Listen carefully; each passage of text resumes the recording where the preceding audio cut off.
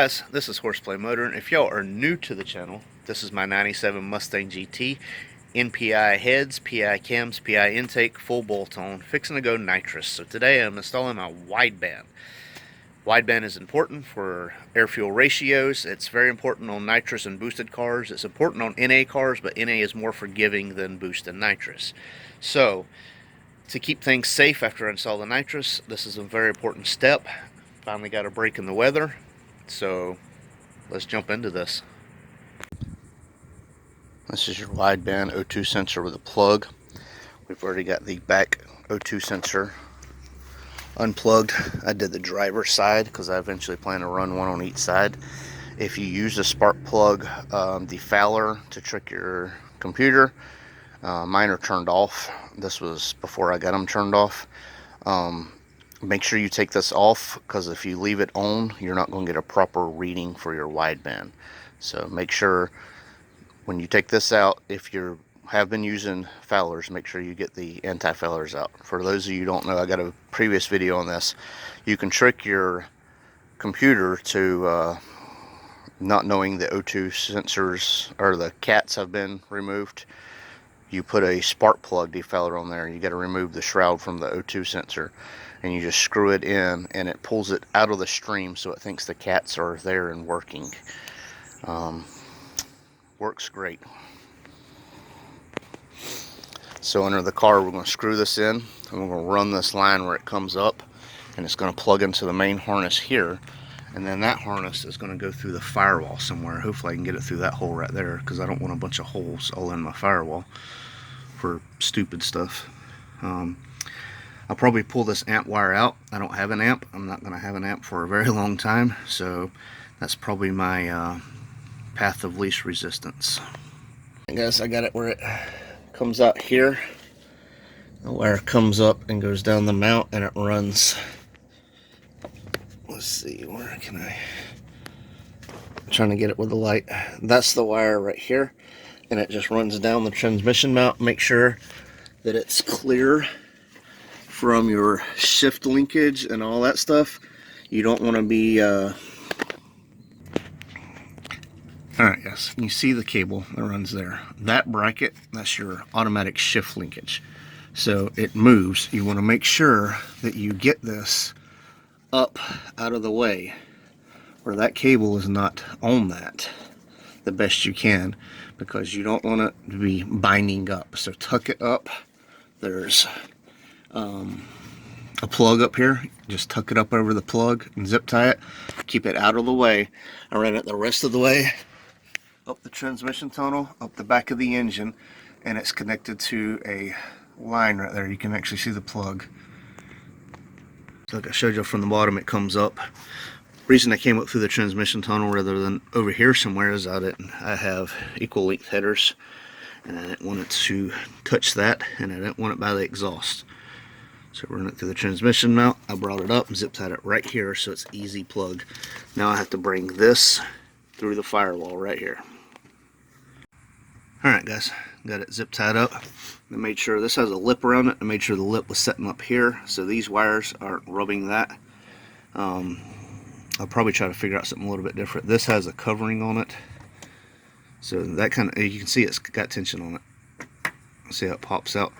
So doing that, it shouldn't move.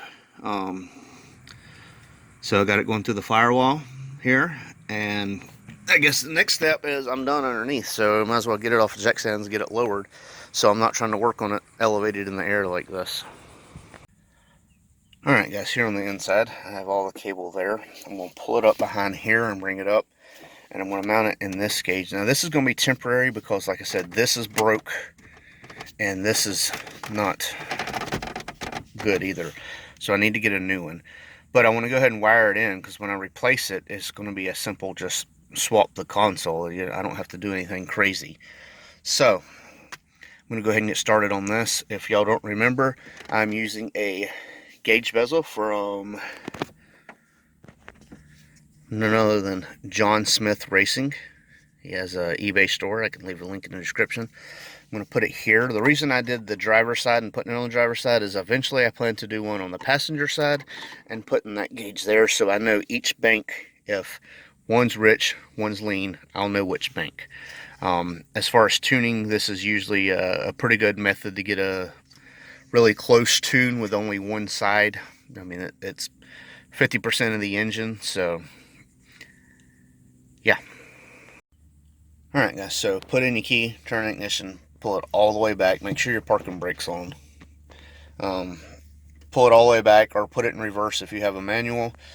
Undo this trim, you can just set it to the side, and then you can unplug your pull out your bezel, and get it away, and then you can put it back in the park and take the key out so you don't have to hear the dinging. So what I'm going to do is I'm going to feed this up in here, and then there's a hole. This is not tight against this, so I'm just going to feed it up, and then I'm going to make sure I have enough room so when I go through, I don't want to drill a hole, but I can bring it like up over here so I can come up out this gauge through the back side. Got the cord through here. I haven't pulled anything tight yet because I don't know how the slack's going to be.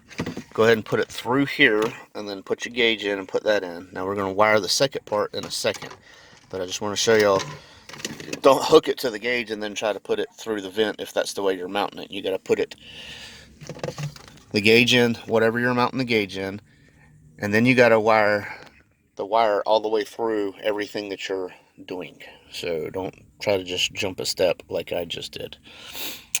Yeah, speaking from experience. So there's plenty of wire. After I get that all done, I'll get this all pulled up and tucked up and looking good. Like I said, it's temporary because all this is messed up pretty much anyway. So I may be deleting my audio too. I really can't hear it that much. So then again, I may add power to this and go full tilt on the audio and put 8s in the door and 12s in the back. I don't know. I'm back and forth.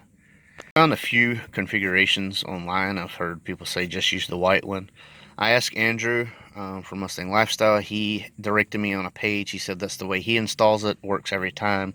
I know for a fact he's installed 100 of them because all of his cars are forced induction or nitrous, and they all have widebands on them.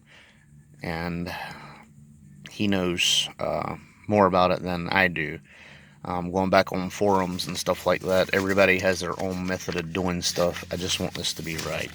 So what we do know is red is power, black is ground, the white is the output.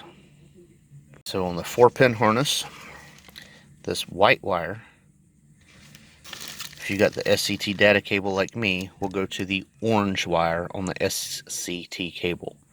So orange to white, AEM white, SCT orange.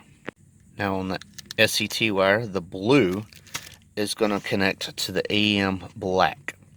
Now on the AEM side, this is also going to go to a ground. So this is going to have a ground connection, and this is going to have the blue wire from this connected. So all you're going to use is the orange and the blue from, the orange and the blue from the SCT. So the orange goes to the white, the blue goes to the black, and this black also goes to a ground. Alright guys, so I have the orange going to the white, soldered and heat shrink the best I could. I have the blue going to the black like it says, but then I added a wire that was not there because this is the ground, so I want to make sure it reaches a good ground. So I added wire. So blue to black, black to ground. Alright guys, I got all my wires connected to where they go. Car is running, and at idle I'm setting 14.7. Let's see what happens if I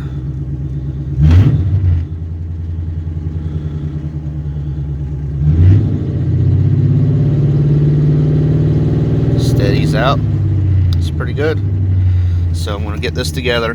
The way I did it through here is going to be a pain when I switch this out because I'm going to have to undo all this, but that is okay. I'd rather have it done connected right than not connected at all. So even though I have to undo all the solder and everything like that, it's nothing but a thing. Alright guys, got everything kind of loosely put together for now. Just checking the connections and stuff. As you can see, I've got it put in right here. Which is the gauge. Now the gauge don't really flash like that. The LEDs have a different refresh rate than what the camera records at. Kind of weird scientific thing, but that's how it works. It does not flash in person. It only flashes on camera, sort of like the tail lights do on Corvettes and stuff like that. But I'll show y'all on this real quick what you're supposed to do. Okay, so on your tuner, go to whatever gauge you want to change. So this is where I had long-term fuel trims. Go to it, go to item, and you're going to go all the way down to it says analog 8, which is orange wire, because remember you have your orange wire hooked up. So you select OK, and then I go to equation, and it was on just V.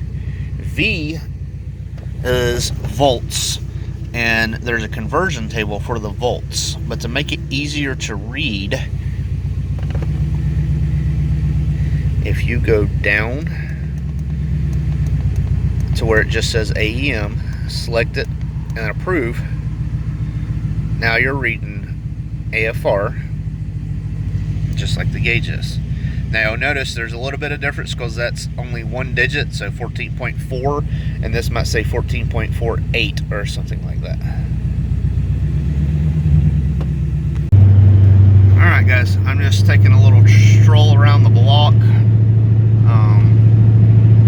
Not data logging right now. I just want to see where I'm setting at. Seems to be pretty steady. Get a little blip. It goes right back pretty good. So I'll know a lot more when I get the cable all hooked up and actually data log through the program and see where I'm setting at. Oh, nice. There we go. Idling about 768. Timing at idle is about 24. I have to do some data log and see what my wide open timing is at. I think they wanted around 22 or 24. So basically what I did is I'm running 93 octane, but I'm running the 87 tune at the moment, just to see where how far it brings my timing down. But hope this helps somebody, guys. Like I said, it's pretty easy. I was just finding confusing information. One said you hook the white wire to the orange wire, and one said no, you only use the white wire, and then one says you use the method that I use. So it was kind of confusing, but everything seems to be doing really good. I did get a different front if I wanted to change it out, but I do like the black. Leaving this all kind of loose right now because, like I said, I want to get a new one of these and get it all basically permanent. So just kind of leaving it loose right now. Everything seems to be doing good. Trip around the block was great. Like I said, if y'all want one of these AEM gauges, hit up Cody Queensberry, Straight Line Solutions. He's got a really good deal on these. I think it was like 168 shipped or something. Don't quote me on that, but he's got the best price around. So definitely hit him up. And that's it. Alright, that's pretty much all there is to it. It's just a few wires and running everything, make sure it's out of the way, and yeah, test it before you put it all back together. Like I said, I'm going to leave mine apart for a little bit because I got to get that dash piece. Once I get that in, everything will be permanent put up there. That's about it, you know. It's just important part that needs to be done. So this will be the first step to getting the nitrous done and getting my timing curves looking right. And we'll go from there. So hope this helps somebody. Thank you for watching. Be sure to hit up Cody Queensberry Straight Line Solutions or John Smith Racing if you need the gauge bezel. Great quality parts and great prices. So hey, thank y'all for watching. This is Horseplay. I won't turn around, I done made it this far. Look back now, that wouldn't be too smart. Shoot for the stars even when it gets hard. Put my faith in the Lord with the 16 bars. I won't turn around, I done made it this far. Look back now, that wouldn't be too smart. Shoot for the stars even when it gets hard. Put my faith in the Lord with the 16 bars. I won't turn around, I won't turn around. No matter how far I go, I'll never